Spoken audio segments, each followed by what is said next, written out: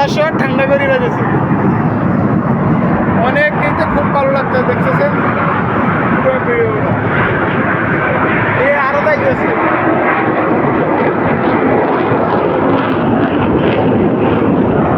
মাথার উপর দিয়ে যাইতেছে, মানে আজকে হইলো একটা আনন্দ দিন, কেরি না বাতাস, মানে বাতাসে নেই খাড়া না জানে এমন অবস্থা।